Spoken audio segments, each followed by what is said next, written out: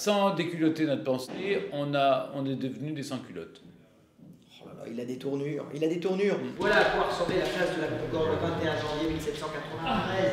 On a essayé de faire un menu plus light, qui correspond à l'ère du temps, et donc de traiter une seule ville et une seule période, à savoir le Paris de la Révolution française. Et c'est vrai que quoi qu'on en dise, la Révolution s'est faite à Paris.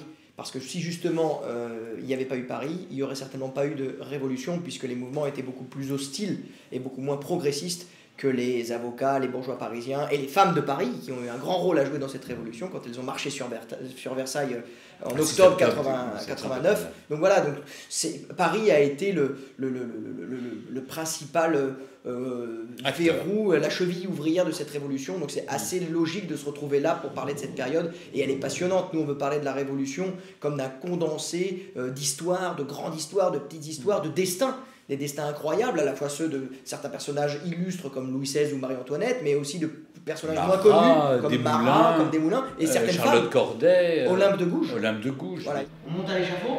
Allez. On s'appuie pour notre récit sur des... je sais pas, par exemple, le Paris de la Révolution, on a envie de voir la prison du Temple, on a envie de voir... la Bastille. La Bastille, bien sûr, c'est là où tout a commencé. Et donc pour ça, eh bien...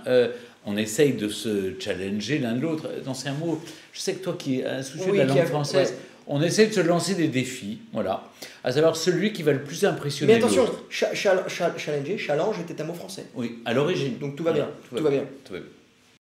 Ben, on est content de se retrouver surtout. Ouais, parce que nous, on s'amuse bien, on parle des choses qui nous intéressent, on aime l'histoire, le patrimoine, on aime faire revivre des monuments qui ont disparu. Ça permet d'appuyer notre récit historique.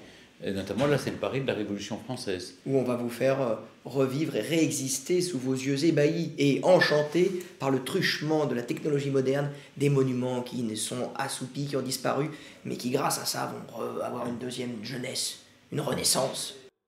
On a tourné pendant tout un week-end dans les rues de Paris, c'est très amusant, un peu fatigant, vous l'imaginez, parce que on est les gens nous aiment bien, vous voyez, ont envie de parler avec nous. Mais là, pour tout ce qui est la réalité augmentée, c'est-à-dire pour tout ce qui est faire revivre des monuments qui ont disparu, c'est plus simple de le faire en studio sur fond vert, parce que ça va être difficile de reconstruire la Bastille à la Bastille, la prison du Temple au Temple. Il faut faire preuve d'imagination, là. Mais le résultat fini, on a eu la chance de voir déjà des images et c'est complètement bluffant. Ah non, c'est bluffant. Et on a la sensation vraiment d'être dans une machine à remonter le temps. Là, je pèse mes mots, vous allez avoir la sensation avec nous de voyager dans le Nautilus de Jules Verne et c'est parti, on va aller dans les profondeurs de l'histoire.